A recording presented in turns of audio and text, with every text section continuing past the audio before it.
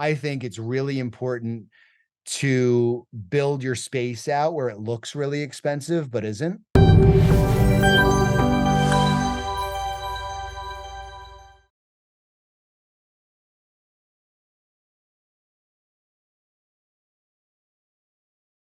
There are, listen, there's pitfalls to going on second floors and lower levels also, you know, and obviously like cutting corners on sound attenuation is a challenge. I don't like to, I think the Soul Cycles and the Barrys of the world, where they build the box within a box, and spend a substantial amount of money, to mitigate any of those issues.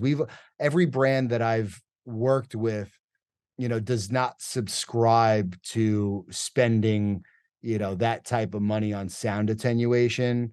Um, However, I've definitely been in the room for conversations about issues with sound, and vibrations and things of that nature. So I think, my again, I think it's really important to build your space out where it looks really expensive, but isn't. I think that's another solid core tip, like, it's not necessary to overspend. And another pro tip is be very intentional about your space. Maximize every square foot of your space. Do not take additional space because, oh, maybe I'll put some soft seating here and throw a cafe over there. That stuff never works. And you end up making it more difficult to operate. You don't have additional revenue that's worthwhile almost every time. There are some cases where, I do know companies that do well out of their juice bar or their cafe. But 9 times out of 10, it's not the case.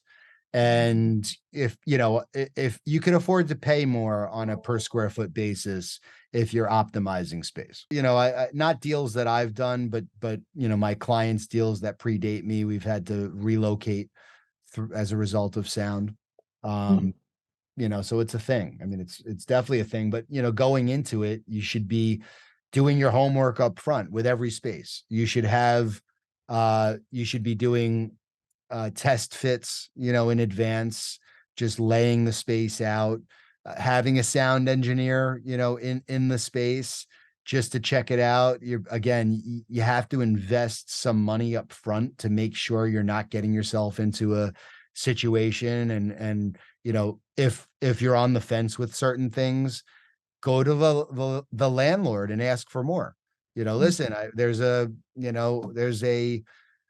um residential unit above us. I'm concerned about that being an issue. And sometimes the landlords are less concerned. And you're like, well, listen, then that's on you, so you need to put additional soundproofing in the ceiling for us. Like, we're not going to spend, so you really need to be mindful of the circumstances in advance. And I always say, don't fall in love with real estate. It's very difficult not to.